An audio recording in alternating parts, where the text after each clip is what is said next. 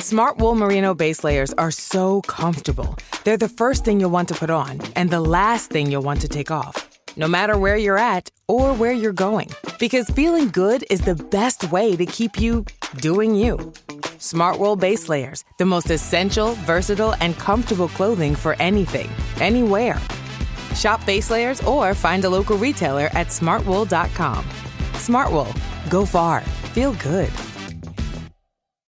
Hi, I'm Claire Mazer. And I'm Erica Cerullo. We're the co-hosts of a podcast called A Thing or Two. It comes out every Monday, and the basic premise is this. We share all the stuff we think more people should know about. So that's apps, recipes, books, the nationwide Haagen-Dazs vanilla bean shortage that nobody else was talking about. No one. Our preferred vacuum brands, of which we have multiples, and critical explorations of our unique approaches to paper towel usage. Listen, we think you're going to like it. A lot of people do. And who's to say you'll be any different? Listen and subscribe wherever it is you listen and subscribe to podcasts.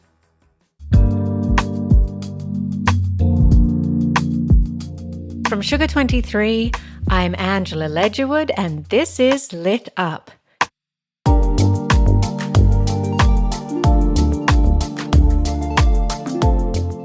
Now, I met this week's guest, Alyssa Shelasky, through a mutual friend many, many years ago. And she's the type of person that you meet instantly and you want to be sat opposite her at the dinner party or kind of be as close to her in the room as you can. She has this electric kind of luminescence to her, and she is the best storyteller. So we are going to talk about her latest collection of personal essays called This Might Be Personal, which chronicles with gusto her affairs of the heart and her unique journey to becoming a mother. Now, Alyssa is also the Sex Diaries columnist at New York Magazine, and she's also starring in and producing the Sex Diaries documentary series on HBO. I hope you love this conversation as much as I did.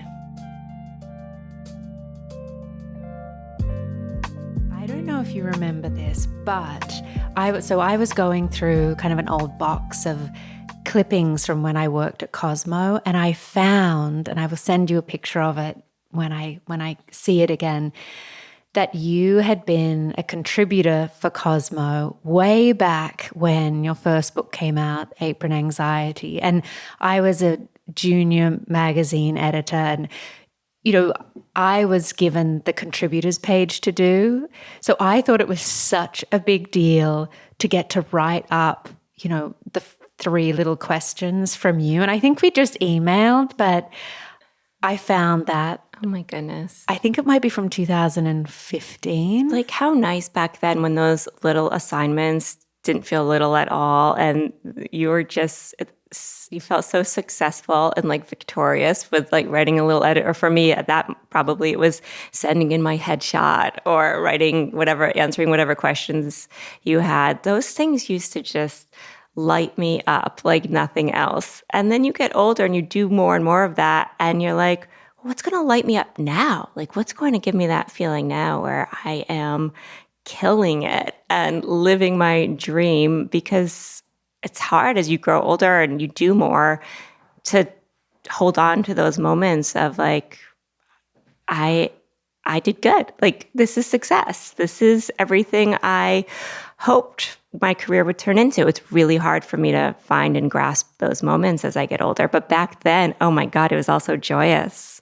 Well, actually, this reminds me of a passage in the book that comes quite near the end, and you're sitting with your sister. And it's all about this, where you're feeling, the TV writing in LA, you can't catch a break. She said to you, but you are successful. You are. Why can't you feel it? So I'm wondering, how are you feeling now? The book's come out, you have an HBO show that's, in the works. What is landing for you? To tell you I think about this question all the time is an understatement, and it's probably something I need to work through in therapy, and I don't go to therapy. My Sex Diaries column at New York Magazine, which is very popular, is being turned into a docuseries at HBO, which I helped produce, and I'm in as me doing my job. So that's cool. But as you are alluding to in the book, I have been trying to break into TV writing since my first book came out, which was almost 10 years ago. And I've been on so many great pitches, like in Hollywood, with like Charlize Theron's company and Margot Robbie's company, and like just really dream moments, which there in itself should be like, it can all end right here. Like this is great, but it's nearly impossible to get into a writer's room, let alone to like get your own show off the ground and be a showrunner or, write your own series. It is so hard.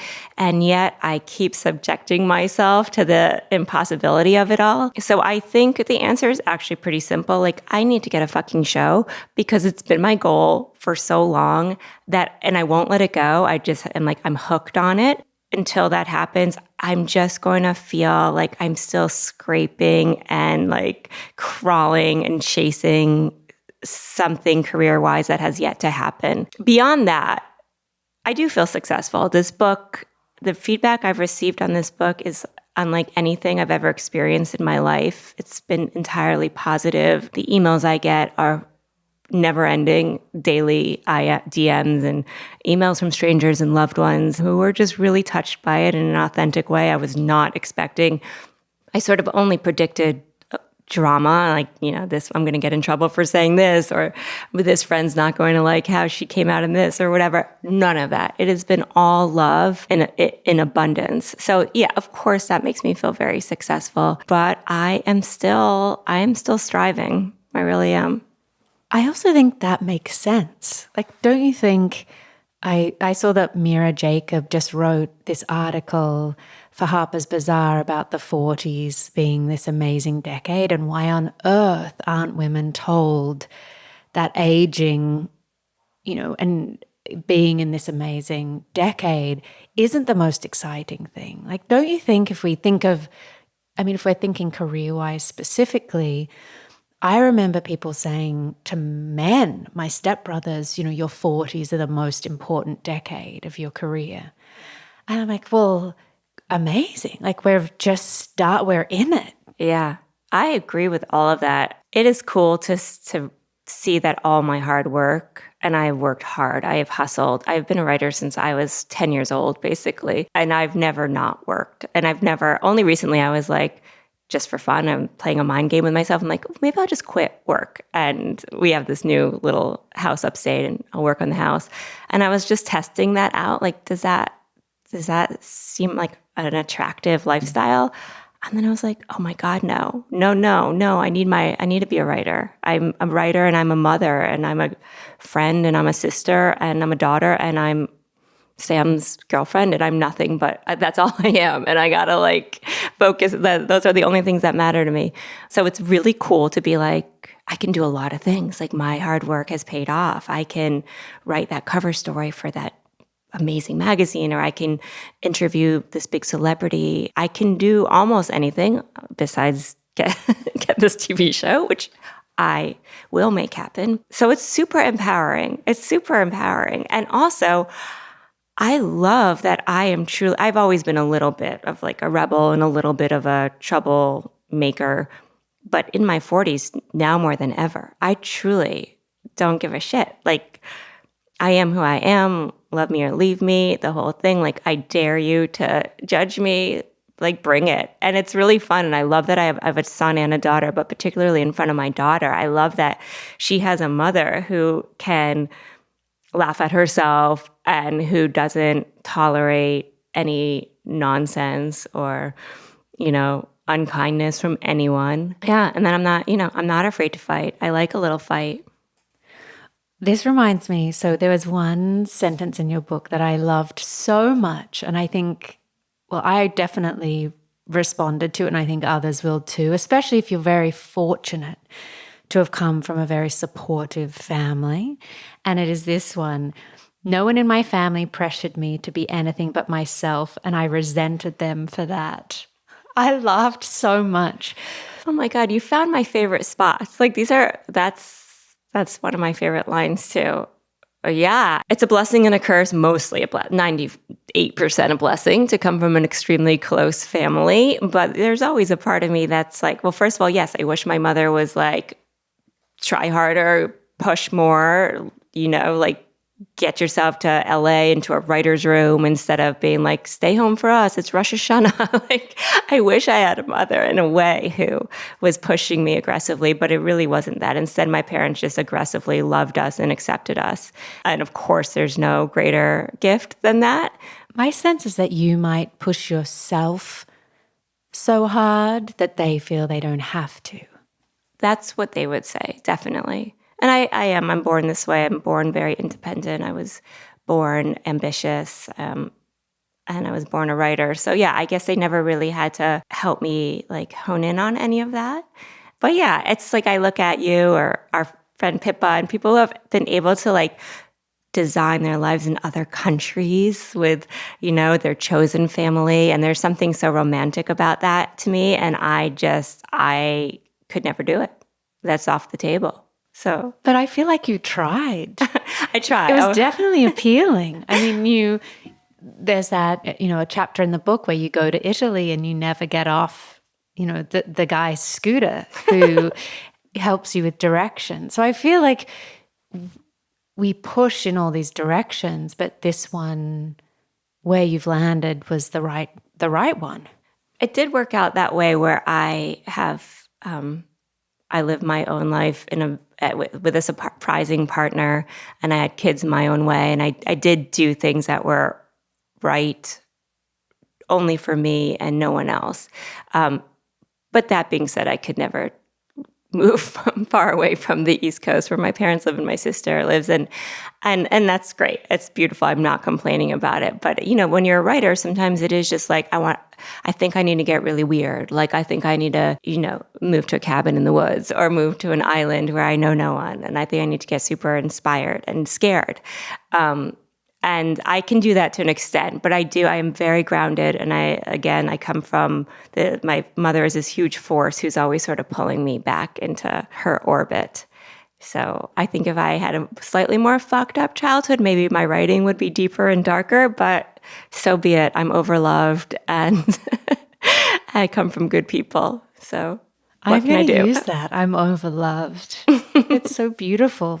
But I want to rewind and kind of go back to the way you start in the beginning of the book, because I feel that, your desire to be an artist and this idea that we have when we're young, and also the kind of cultural cues we get about how to be an artist. And I'm sure I had different ones growing up in Australia.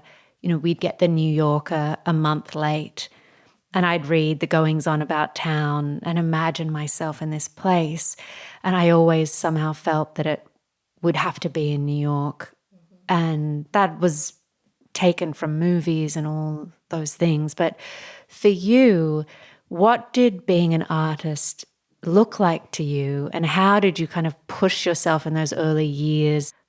Well, I grew up in a preppy town in Massachusetts, Longmeadow, Massachusetts. And we were sort of like the artsy family. In other words, we just weren't we weren't Irish Catholic and we weren't WASPs. So we were artsy and we were offbeat in a good way. And that's who I was. I didn't call myself an artist back then. I was always a writer. I wrote for the town newspaper and the city newspaper from the moment I could really craft a small story. And then I knew, to your point, I knew I had to come to New York City. I don't know why I knew that. It was the only place I applied to every college I could, and as long as they were in New York. And I got myself here, and my family followed me shortly, because we all were sort of destined. Sometimes you're born a New Yorker, even if you're not there. That's what I think. Again, I would identify as maybe edgy, or I would identify as kooky. Finally, when I just tried that word on, yeah, okay, I am edgy and kooky or whatever, but I'm also an artist. Like when I just played with it and I said it out loud, it liberated me in such major ways. It just was like, that's it. That's my lifestyle. That's this way of moving through the world that like is in my soul, but I never knew what to call it. So I'm like, I'm an artist. And even at that point, if I was like, I'm going to become a FBI agent. I'm trying to think. I never wanted to be anything but a writer, so I can't think of, like, even some totally like, I'm going to be an engineer. I'm going to be an interior decorator. I'm going to be an FBI agent. I still would have been an artist because that's just how I moved through the world. It's not about creating art necessarily. It's a lifestyle. It's an open-mindedness and feeling things deeper than the average person. And I'll stand by that. And I see that in other people. Doesn't matter what their job is. People who feel things deeply, sometimes, painfully deeply, and people who see that in others, to me, you're living an artist's life. It definitely feels so expansive, doesn't it? Like the boundaries, even hearing you talk about that. And when I read it in the book and I thought, why was I drawn to this place? And it was almost to not be confined, feeling like you couldn't breathe if you thought about a certain life or lifestyle and being like, I need to have the ability to do and think more. Totally. It's like you want to get weird in New York. It's kind of embarrassing. Like the fact that I, have a monogamous relationship now with a partner who I hope to grow old and die with is like mortifying. I mean, no, it's great, but it's like, it's a little bit, I like living on the fringe. You're inspired to live on the edge in New York a little bit more and do things really differently. And I appreciate that. You pick and choose how you're going to be different. And yeah, New York brings it out in you, at least old New York, as they say. Maybe it is changing a bit. Well, also, I think it might correspond with age. I mean, your book, for lots of us who came to New York to have that kind of fun and to kind of get weird or witness that or be around people so unlike the way we grew up. It's such an amazing time to be in your, say, 20s and early 30s when it does feel like you have nothing to lose. And then, I don't know, I'm just grappling with being in a different stage of life. But how naturally I'm like, I like flowers. Whoa. Like, I really think I might do a gardening course, and it corresponds. I'm like, was this always secretly in me? Is this a product of just a shift that happens in human beings? I think so. The whole way here, I took the train from upstate, and I am using this like website called Yard Zen, where they like design your dream yard. And I mean, it was porn. I was drooling. The 2-hour ride went by in 2 seconds because I was so fully immersed in my like Tuscan villa meets upstate chic meets, unfussy artist's abode. Like I was just designing. God, that if you had told me that 10 years ago, I would have started crying. I think I would have started crying. But we change, and it's great. It's great to evolve. But it'd be so boring otherwise, But I will say, talking about being in our 20s or 30s and living that life in New York and making your beautiful mistakes, you pay a price. You know what I mean? Like there is, and that was a big reason why I wanted to write this book, because we talk about, my life was very glamorous and still is sometimes, it's interviewing celebrities and so much great travel and fashion and, cool friends, but you pay a price. There's dark sides to partying a lot, you know what I mean? I've lost a lot of friends to addiction and mental health issues. And then there's a chapter in my book where I was sexually assaulted, and there's, moments in life where I was just like, all the walls are caving in, and what have I done? Like, what the fuck have I done making all these crazy decisions? Like, where did it get me? Nowhere. So I wanted to explore all of that if I'm going to be honest, and talk about the life of a free-spirited writer. There are a lot of hard days in there. Well, the title that my mum came up with for my memoir for like those years, which hasn't been written and I'm not going to write it, was Going Nowhere. Can you imagine? I mean, we laughed about it, but in that way that from the outside, also I think from a parent's perspective who's so far away, there weren't any of the things to hold on to that pegged down a life. Yeah. No belongings, no partner, no children, lots of his stories and experiences, but that was it. Right. For what? I've had those moments. It's like, yeah, all those great stories and, drinks with your friends where you're dying laughing and you're the one with who has the most incredible night to retell. For what? Clearly for a lot, clearly for also for you, the fact that you have this talent for writing and then you're able to distill them down for us in a book, it's made sense. I mean, from the outside, I'm like, well, for Alyssa, for a lot, she's sharing it all. I mean, and then for the rest of us, I'm like, yeah, for me, for what? Yeah, but for a rich soul, for a beautiful, rich, layered, complicated soul. And I know you know that. And also, too, say we're in our 40s. Why was it? I mean, it was meant to happen earlier for other people because it was right for them. I'm just grappling with the kind of trying to make a home, acknowledging that the choices I made did not lead me to a 401k or any stability or any way to contribute to my partner in terms of a down payment on a house or all those things that are really clear for other people because they just started saving with their first job. And I'm like, why was this so elusive for me? And I think it comes back to that quote in the beginning about having such a loving family that accepted me for who I was. And I'm like, that can catch up with you. Absolutely. I have a lot of cousins, but one of them, she's a pharmacist and she's married to a cop. And she's a saver. She's a wonderful mother. She's great at her job. She's responsible. She made all the right decisions. And I went to her house recently in Massachusetts, and it's beautiful. And her garden is beautiful, and her kids are thriving.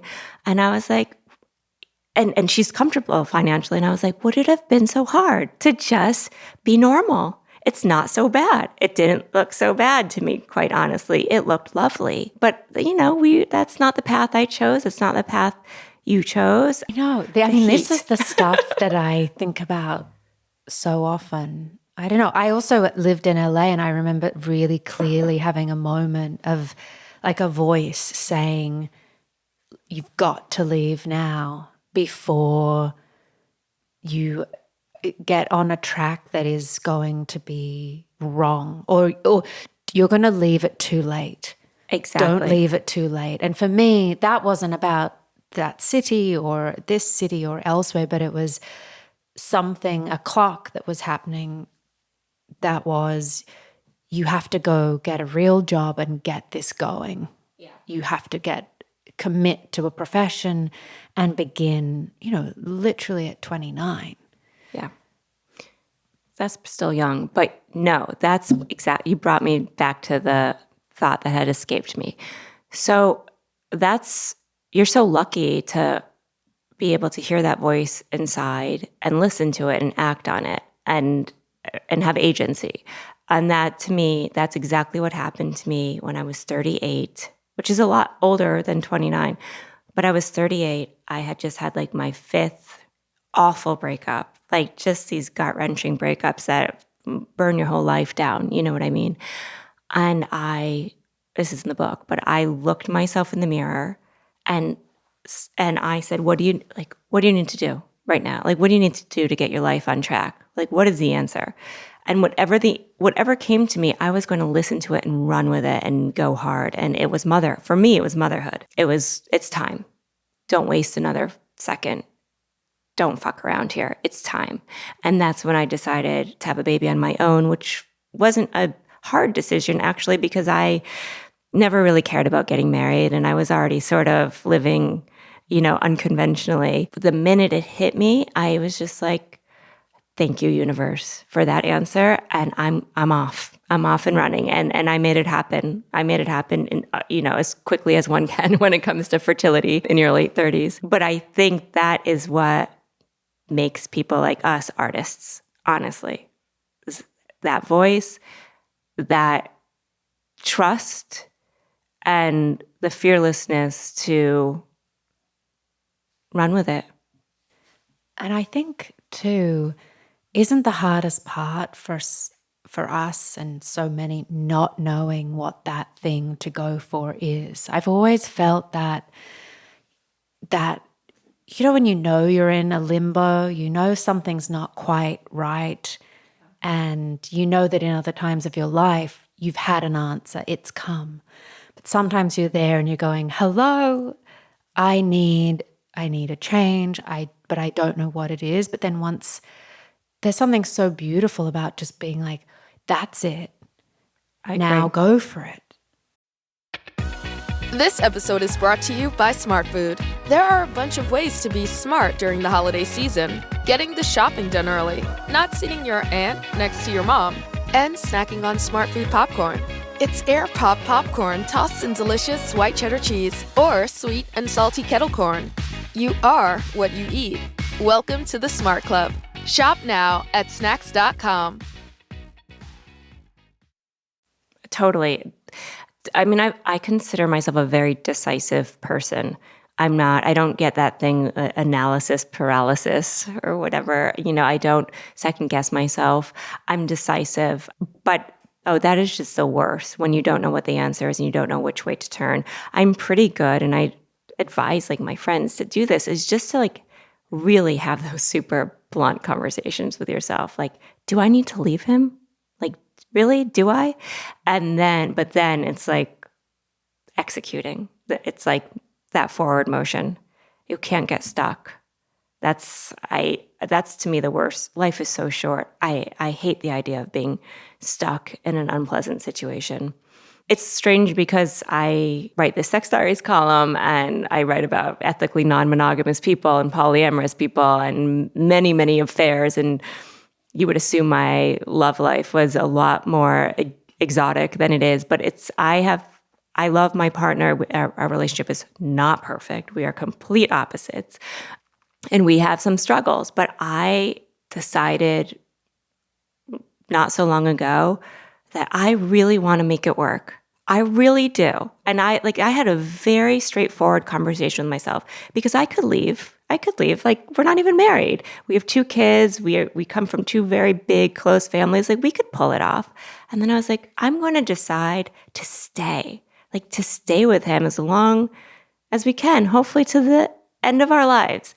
And when I had that conversation with myself, while giving myself the freedom to say, or you can break up with him, or you can, co-parent, or you can have affairs, or you can, whatever. When I made that decision, I felt this real sense of enlightenment, not I'm in it and I'm in it with nowhere to run. Is the exact opposite. I was like, I'm going to stay. We're going to be together. We're going to do this, and I want to make it as beautiful and enchanted as possible. So yeah, those conversations and trusting yourself to me is that is the people who struggle, and most of our friends and siblings and whatever a lot of people don't have that. I do, hopefully you do. And I think that's almost the secret to a happy life. It's also, I love that you say that was a moment of enlightenment, because obviously everything you're saying I'm applying to my own life because we only have our own that's what we kind do. of lens to go with. But how interesting too, once you think, I'm going to see how interesting this can be with this person. Yeah. She won't mind me quoting her, but our mutual friend Pippa, who we love, we have to say her name because she's the root of our love story here. She has such a great quote, and I'm sure she got it from Brene Brown or someone. She reads and listens to everything. And it's you stay on the bus. Have you heard this in a relationship? Has she said it to you? You stay on the bus and the scenery is going to change. And sometimes the scenery is going to be luscious and, spectacular and remarkable. And sometimes the scenery is just going to be boring or depressing or tiring or whatever. But you stay in the bus. And I was like, I fucking love that. I'm staying on the bus. I'm on the bus. Because it has to change. It has to. And you have to welcome it. You have to know, I'm on the bus is going down a dreary road right now. But it's going to turn the corner and it's going to be sunshine. And have that surprise, allow that to come too. I was just thinking about gardens, and we have these friends who are garden designers, and we go to their beautiful garden on the North Fork. It's unbelievable. It's called Landcraft. But what is so breathtaking is the moments of surprise, you know, when you turn a corner and you had no idea and you're just like, oh, they did that, you know, with colors or shapes and I think, and this garden changes so much with the season, and every time you go, there's surprise, and it's the same garden shape of things, but it's changing week to week. And you think, if that, you know, two people are in a family with little ones too, like they're growing so fast, everything is changing. Yeah. But I would say with the garden, God, I want to go there. By the way, send me their Instagram page. But when you say that the surprise of the garden like touches you and like, you know, just makes you feel, I don't know what, like gives you a sense of a religious experience or whatever. That's you though too. That's you being open to it. You know, so you should give yourself some credit there. That's you searching for beauty and letting it in when you see it in those unexpected, you know, twists and turns. We can apply, maybe it's garden eyes or desert eyes to so much. Even just walking down New York City, sometimes I'm like, look up. Yeah, totally. Remember when you came here and how the steam coming up, you know, was just the thing you would take pictures of, or even the crazy hot stinky subway was like this like urge of like new crazy amazing things. And sometimes it's just more like wake up, like you're here. I know. Yeah, we were last night we put the kids to bed, and usually then I go into my little office and I write, and he goes to he's a DP, he goes into his room and edits his film. And I heard a crazy sound outside, and I went outside, and there were two owls who, by the way, owls don't say hoo-hoo. Like owls make crazy screeching like sounds like babies screaming. There were two owls right there, like right there in front of our eyes on a branch. And, you know, we have these fixed ideas of who we are. The Alyssa who I want to say I am would be like, I have a deadline. I don't care about these freaking owls. Like I have a deadline. I need some, you know, designer ice cream, and I want to get a good night's sleep because I have to rule the world tomorrow. That's like the Alyssa I tell myself I am. But I was like, experience this. Get Sam. And I got him outside, and we were looking at two owls. By the way, I think they were mating. They were either fighting or effing. But I was like, just let yourself be a person who enjoys watching wildlife. with her boyfriend, be her. And I like, it sounds so cheesy, but I leaned into the moment, and I'll never forget it. I'll really never forget it. So tell me about the first moment you saw Sam. Sam was the perfect first date for me because I had a baby. I had a 6-month-old who my parents were babysitting. I dated while I was pregnant, trying to get pregnant. And as soon as I had a baby, I went right back to dating because why not? And Sam was one of the first guys I had met online. And, you know, they're never as good as, they're always slightly like disappointing in real life and online dates. Some of them work out, but like, you know, looks wise, it's always usually just like, all right, well, his eyes sparkle more than I thought, but he's, you know, a good foot shorter than he said. Anyway, Sam was hotter and sexier and cooler than anything I could have imagined. So fine, well, that's just the superficial aspect of it. So I was just like, oh, wow.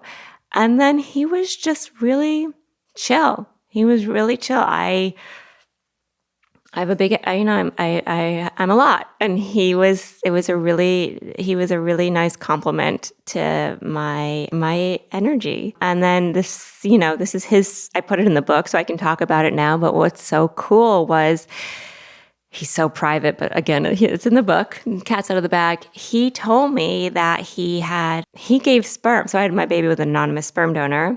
And as it turns out, Sam had donated sperm in college for like beer money, like a lot of sperm donors do, to the same sperm bank I had used for my daughter Hazel. It was like the whole thing was destigmatized right away. I mean, if a guy had a problem with me having a baby with a sperm donor, we probably wouldn't have made it to a first date anyway, and his loss, and who cares? But the whole fertility of it all and parenthood of it all was just sort of like no big deal. It didn't, if anything, it enhanced our love story because my daughter came on every date from that point on, and he very quickly became her father. It's so beautiful. And I was listening to you on Jenny Mollen's podcast. Oh, she's the best. Oh my gosh. That was such a fun conversation. And if people haven't listened to it, I'll link to it. But Sam was there as well.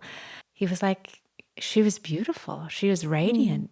Another chapter in the book that was one of my favorites, kind of unexpectedly so, because I related to all the, the New York stories and the dating, but it was the visit to Maine so soon after you'd met. Can you tell us a bit about, why it felt soon for you, but also how you kind of had to soften into the generosity of spirit that was coming toward you? Mm-hmm.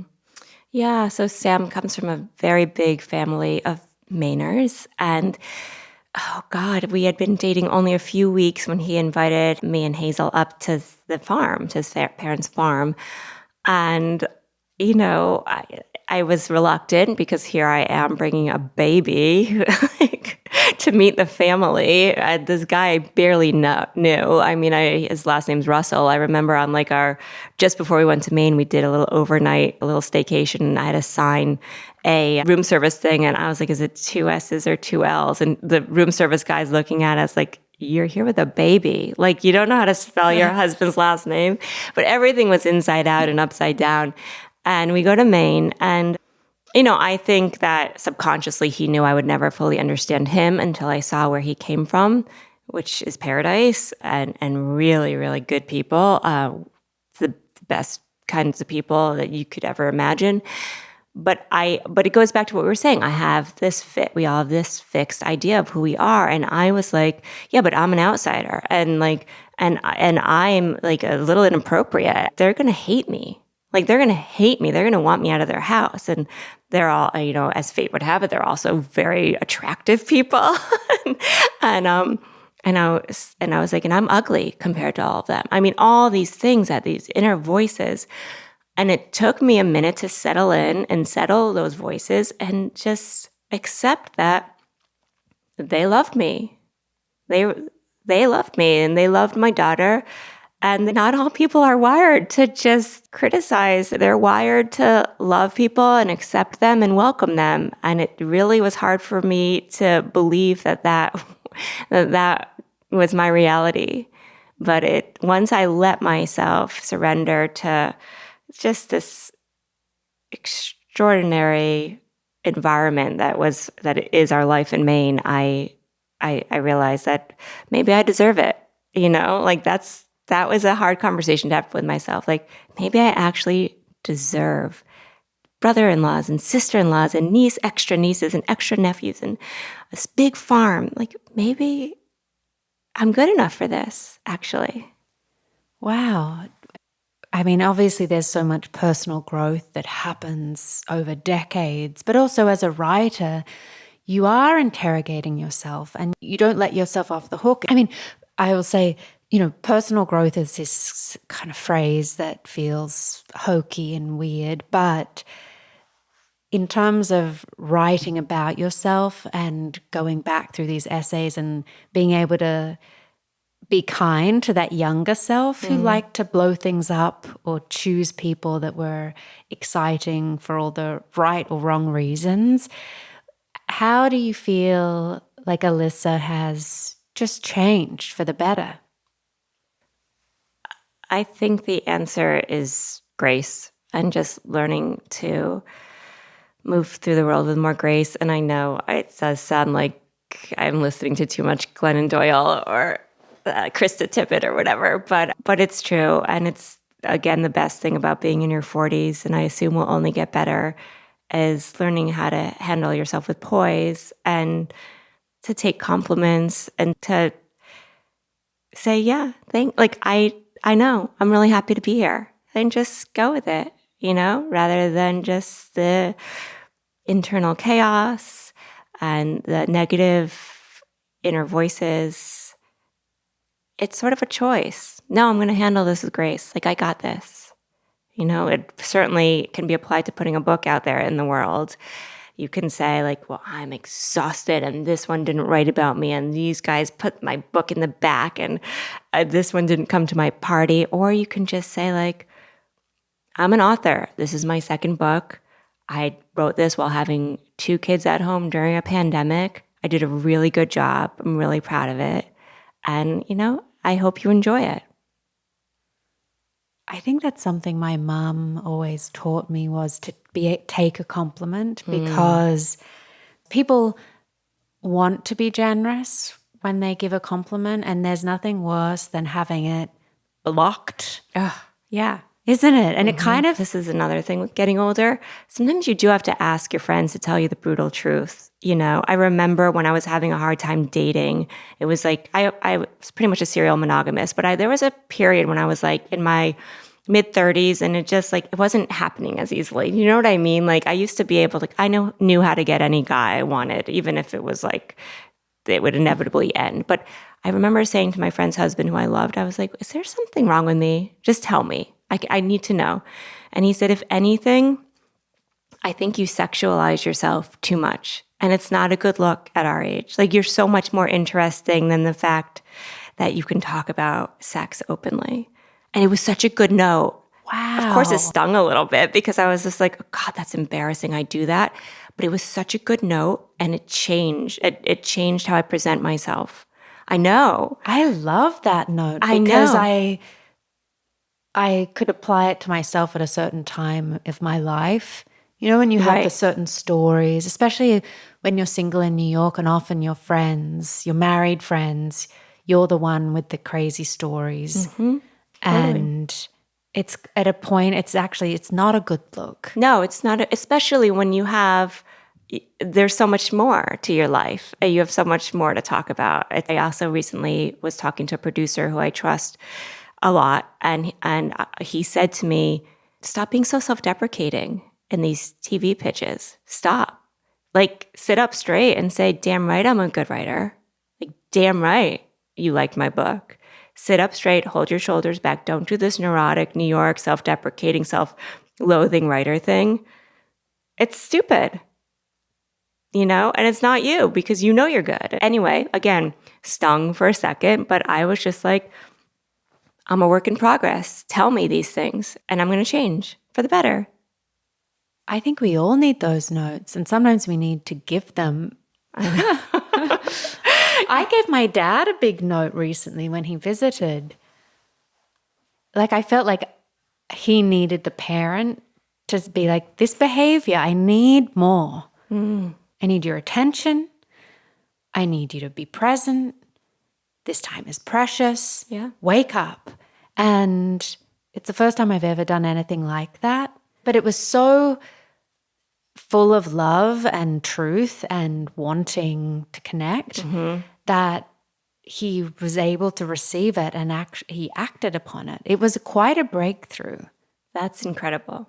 When it goes well, it can be life-changing. But then you meet people who aren't, my parents, for example, I think it's more you can't change your parents, so you got to just change how you react to your parents. But that's very cool that your dad was open to it and it worked. Yeah. Well, my last question, it naturally came up at the beginning. What lights you up? Easy answer. It's my kids. And the reason that I'm saying that, and I'm not trying to come up with something more creative, is I think that women who are mothers who work shouldn't have to hide that. I'm on this Facebook group with other moms in the Brooklyn neighborhood, and somebody recently wrote in saying, I'm going back to work after maternity leave. Tips on how to avoid talking about my baby and how to avoid, telling my story of my birth story. Let me know. And because I think she said something like, I just want to be taken seriously. I want them to know that I am not changed and I'm still like the big time lawyer that I once was, or whatever her job was. And I had such a negative reaction to that. I was like, but you have changed. Like, the best thing ever has happened to you. You're smarter and wiser, and yeah, maybe you're tired, but like, why do you want to hide that? And also, it's such a disservice to working moms, because why should we hide that we've had children and our lives have been turned upside down, and we cry and we laugh and we feel on all new levels. I also remember being pregnant and going to a meeting to Netflix to sell a TV show. And a friend who worked at more in like a corporate gig was just like, you're not, I was just pregnant enough where like I kind of just, my clothes weren't fitting right, but I wasn't obviously showing. She's like, you're not going to tell them, right? Nobody's going to hire somebody who's about to have a baby. And I turned around and I was like, you are so wrong.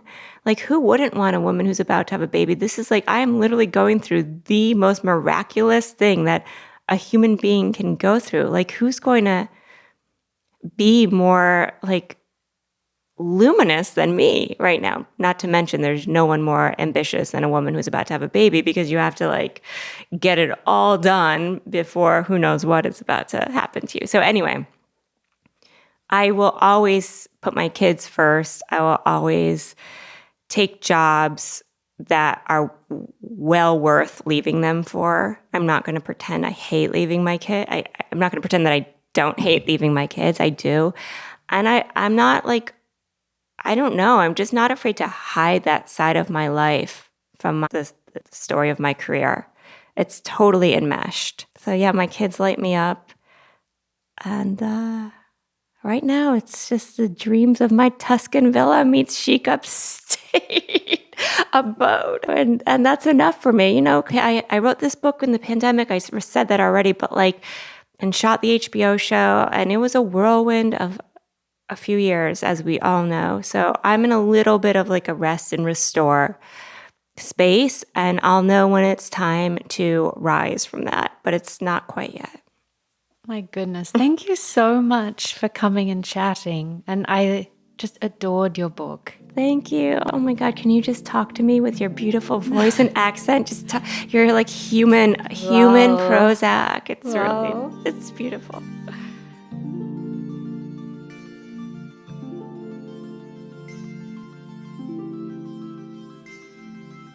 Lit Up is a podcast from Sugar 23. It's hosted by me, Angela Ledgewood, and is produced by Liam Billingham. Olivia Allmeyer is the marketing and editorial consultant.